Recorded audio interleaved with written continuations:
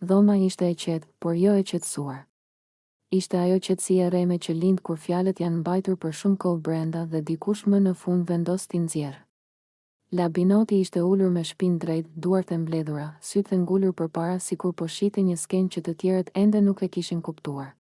Bia rrinte përballë tij, më e çliret në qendrim, por jo më pak e përfshirë. Alba ishte pak më anash, e heshtur, me sytë që lëviznin nga njëri tek tjetri, sikur çdo fjalë po i binte drejt në zemër. Labinoti e theu heshtjen i pari. "Unë kam një pyetje," tha ai me zë të ulët, por të prerë. "Pse Limi, sa po erdhi, shkoi direkt te Dolce? Pa asnjë ndalesë. Pa asnjë dyshim. Direkt." Bia ngriti vetullat lehtë. Ajo e dinte ku po shkonte kjo bisedë, çfarë po nënkupton. E pyeti ajo, po nënkuptoj, vazhdoi Labinoti, që kjo nuk më duket spontane. Nuk më duket rastësi.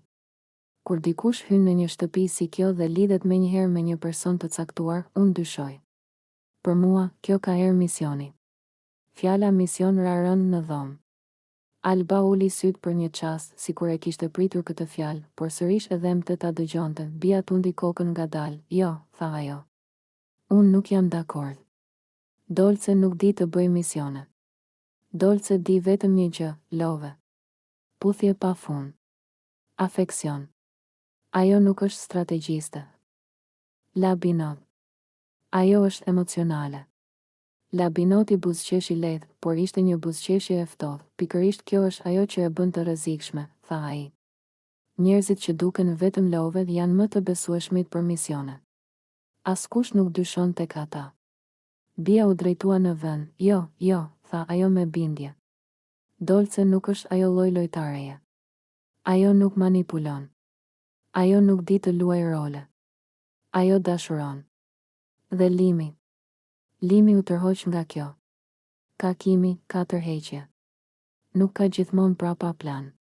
Alba, deri në atë moment, nuk kishte thënë asgjë. Por ndërsa Bia fliste, ajo po tunte kokën lehtë. Jo me nervozizëm. Me një lloj pranimi të heshtur, Labinoti e vuri re. "Alba," i tha, "ti po pohon me kokë. Çfarë mendon vërtet?" Alba mori frym thellë. Zëri i saj doli i ulët.